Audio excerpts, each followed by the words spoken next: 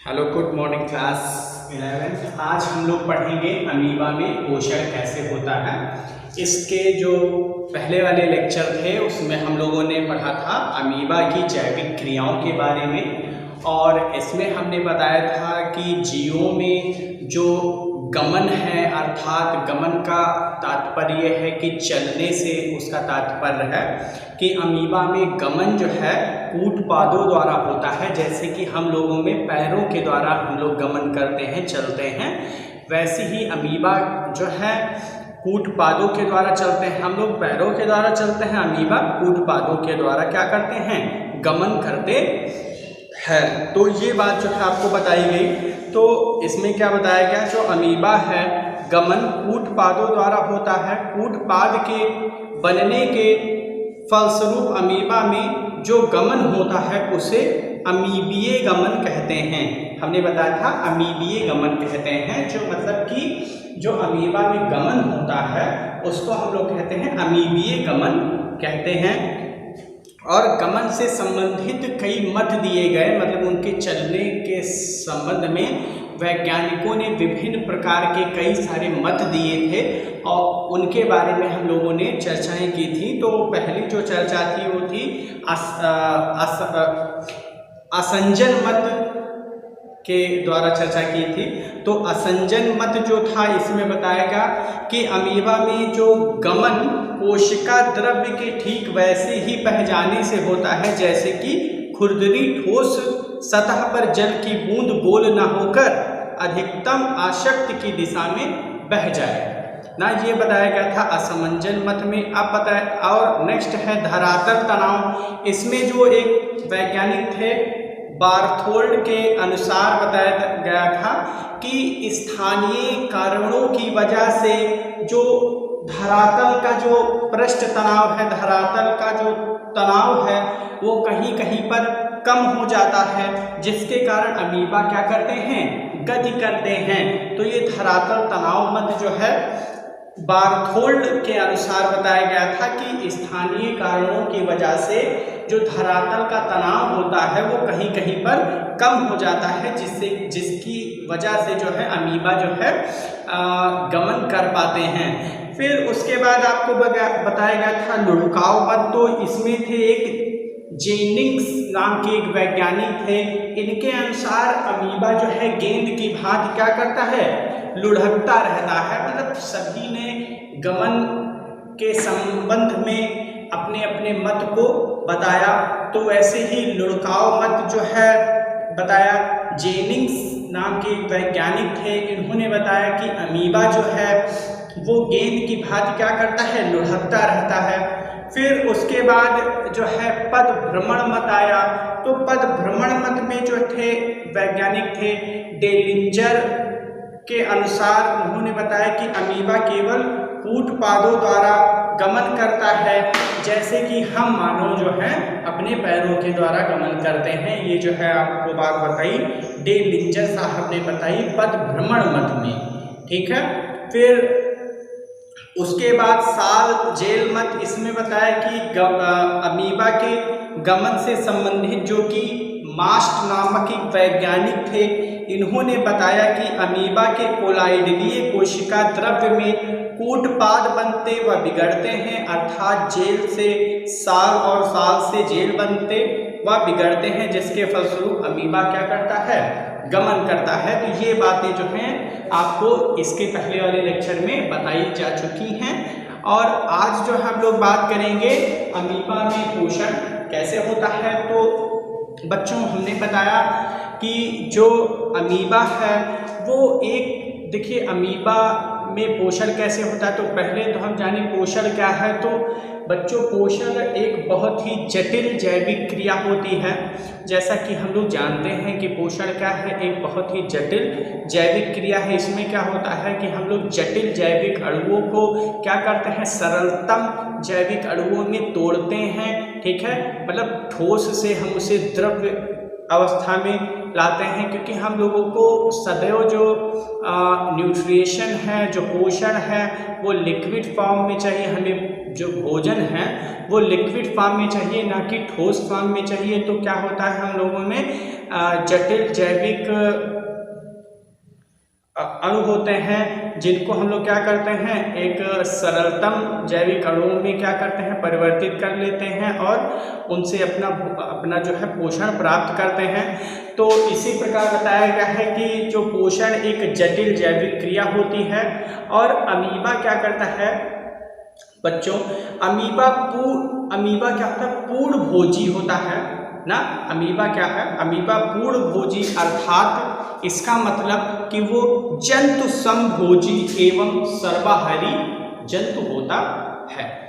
क्या बताया गया कि अमीबा क्या है, अमीबा बताया गया कि ये अमीबा पूर्ण भोजी होता है। इसका मतलब ये जंतु समभोजी एवं सर्वाहारी होता है। तो सर्वाहारी से तात्पर्य ये है कि ये जो अमीबा होते हैं ये समुद्र में पाए जाने वाले, ताल पोखरों में पाए जाने वाले सूक्ष्म जीवों का भी भक्षण करते हैं। उनमें तालाबों पोखरों में पाई जाने वाली वनस्पतियों का, मतलब छोटे छोटे पेड़ पौधों या उनका भी क्या करती हैं, भक्षण करती हैं। और प्रायः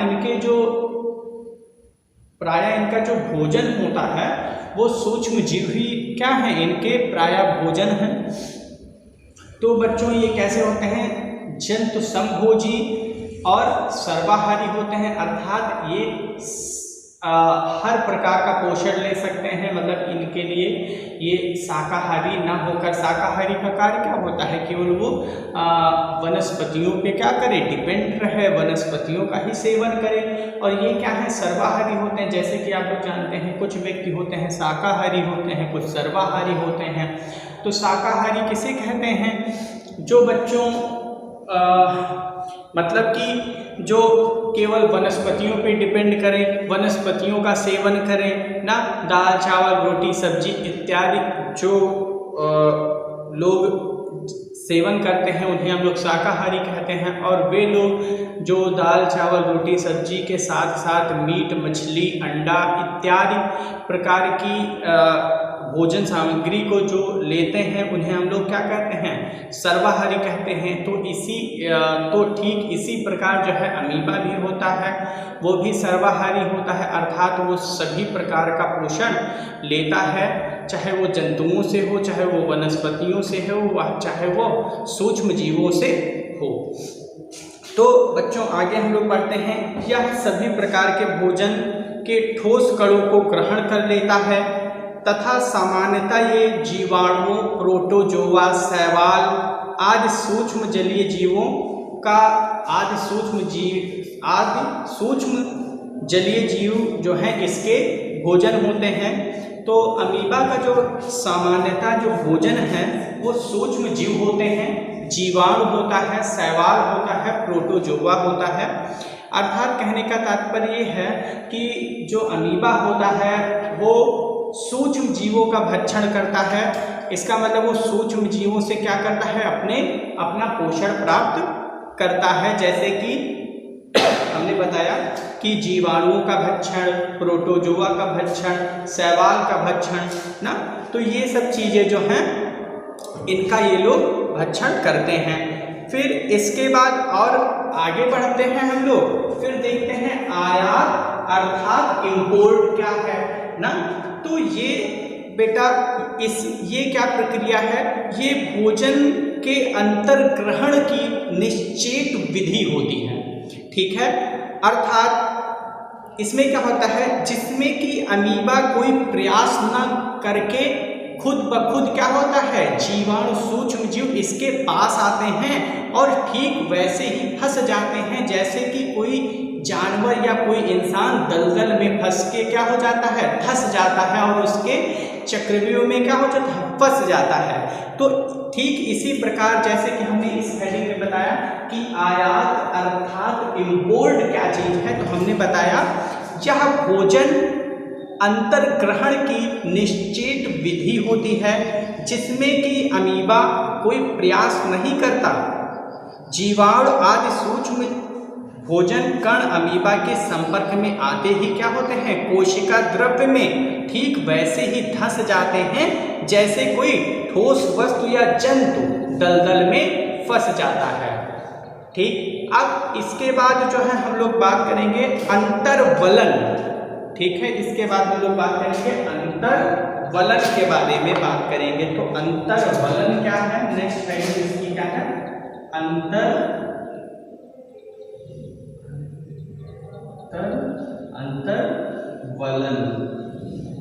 ठीक है, अंतर्वलन, इसमें देखते हैं क्या होता है अंतर्वलन में। तो बच्चों अंतर्वलन जो है अमीबा का जो भाग भोजन के संपर्क में आता है वह भाग क्या करता है, मतलब अमीबा के संपर्क में जो भाग आता है वो क्या करता है, वो भाग एक नलीनुमा संरचना बना लेता है। ठीक है, तो जब नलीनुमा संरचना बना लेता है जिसमें क्या करते हैं, सूक्ष्म जो जीवाणु होते हैं उस नली में प्रवेश कर जाते हैं और अमीबा क्या करता है, इनको अंतर ग्रहण कर लेता है, अपने अंदर समाहित कर लेता है। तो अंतर्वलन में आपको ये बताया गया कि अमीबा जब भोजन के संपर्क में आता है तो वो क्या करता है, एक नली बना लेता है जिससे कि सूक्ष्म जीव क्या करते हैं, उसी नली में प्रवेश कर जाते हैं और अमीबा के अंदर चले जाते हैं। तो ये अंतर्वलन में आपको बताया गया। अब जो है आगे जो है वो है हेडिंग है परिप्रवाह। ठीक है, तो परि जैसे कि आप जानते हैं परि मीन्स होता है चारों ओर और प्रवाह मीन्स होता है बहना या किसी तरफ उसका बहाव होना। तो परिप्रवाह इसमें क्या होता है, इसमें अमीबा जो है अपनी संरचना को प्याले नुमा बना लेता है। ठीक है, इसमें क्या करता है अमीबा, इसमें वो अपने शरीर को प्याले नुमा संरचना में बदल लेता है जिसमें भोजन धंस जाता है। प्याले नुमा होगा मतलब ऐसे थोड़ा होगा तो उसमें क्या होगा, अमीबा क्या करेगा, अपनी संरचना को प्याले नुमा बना लेगा जिसमें कि सूक्ष्म जीव क्या हो जाएंगे, फंस जाएंगे। तो ये हुआ आपका परिप्रवाह। तो हमने अभी तक 3 हेडिंगें पढ़ी। कौन से पढ़ी, आयात अर्थात इंपोर्ट। तो इसमें हमने बताया कि ये भोजन अंतर्ग्रहण की निश्चित विधि है जिसमें कि अमीबा को भोजन के लिए कोई प्रयास नहीं करना पड़ता। इसमें क्या होता है, सूक्ष्म जीव इसके पास खुद ब खुद आते हैं और ठीक वैसे ही फंस जाते हैं जैसे कि कोई इंसान या एनिमल दलदल में फंसकर उसके जाल में फंस जाए। इसी प्रकार जो होता है अमीबा में भी ऐसा होता है। अमीबा भोजन के लिए प्रयास नहीं करता है और सूक्ष्म जीव खुद ब खुद इसके पास आते हैं और इसके जाल में फंस जाते हैं। फिर अंतर्वलन में हमने बताया कि अमीबा का जो भाग भोजन के संपर्क में आता है वो क्या करता है, वो एक नलीनुमा संरचना को बना लेता है और उस नलीनुमा संरचना में क्या होता है, सूक्ष्म जीव प्रवेश कर जाते हैं। उसके बाद परिप्रवाह बताया, इसमें हमने बताया कि अमीबा क्या करता है, अमीबा अपने शरीर को प्याले नुमा संरचना में परिवर्तित कर लेता है जिसमें भोजन क्या होता है, धंस जाता है। अब आगे चलते हैं, फिर आगे हम लोग जानेंगे भोजन का पाचन क्या है। तो भोजन का पाचन क्या है ये देखते हैं। तो भोजन का इसमें पाचन कैसे होता है।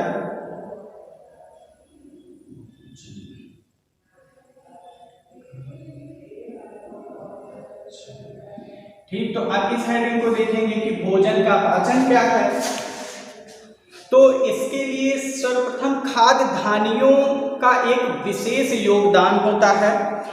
तो बच्चों खाद्य धानियों में ही क्या होता है, भोजन का पाचन होता है। इसका मतलब हम ये कह सकते हैं कि अमीबा में खाद्य धानियों में ही क्या होता है, भोजन का पाचन होता है। अच्छा, भोजन तो इसका हम लोग जानते हैं क्या होता है, हमने बताया कि कैसा होता है, ये सर्वाहारी होता है। अर्थात इसका कहने का तात्पर्य है कि ये संसार में पाई जाने वाली सभी खाद्य पदार्थों का क्या करता है, उपयोग करता है।